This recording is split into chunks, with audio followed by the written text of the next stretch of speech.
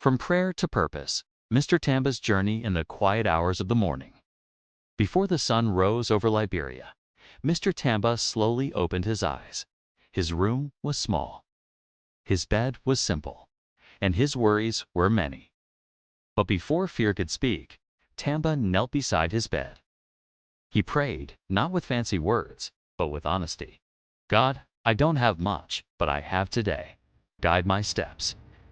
That prayer became his habit. Every morning he dressed neatly, held his worn folder close to his chest, and went out in search of work. Office to office, gate to gate, interview after interview. Some days they didn't even let him finish speaking. Other days they promised to call but never did. Rejection followed rejection. Friends began to mock him quietly. Others told him to give up. But each night, Tamba returned home, tired and still prayed. Weeks turned into months. One evening, with only a small amount of money left, his last cash, Tamba passed by a small church. He almost walked past it, but something told him to enter. Inside, a man of God was speaking about faith, not the faith that demands, but the faith that trusts. After the service, Tamba stood quietly, listening. When it was time for offering, he looked at the money in his hand. That cash could buy him food for days. It was all he had. He hesitated. Then he remembered his prayer. Guide my steps. With a steady heart, he gave the offering not as a bargain with God, but as a sign of surrender. That night, he slept with peace he had not felt in a long time.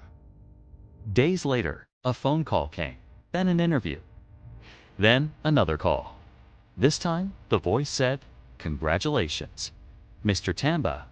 You got the job."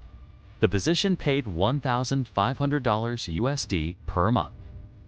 With time, the company provided him a car and housing, not overnight, but step by step.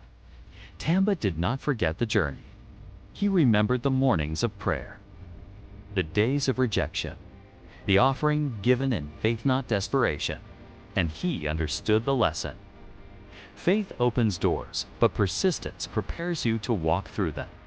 So if you're watching this tonight, hear this message. Wake up and pray.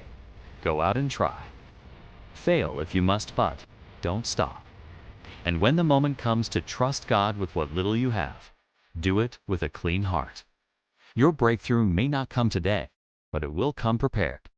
Rest now. Tomorrow still has purpose.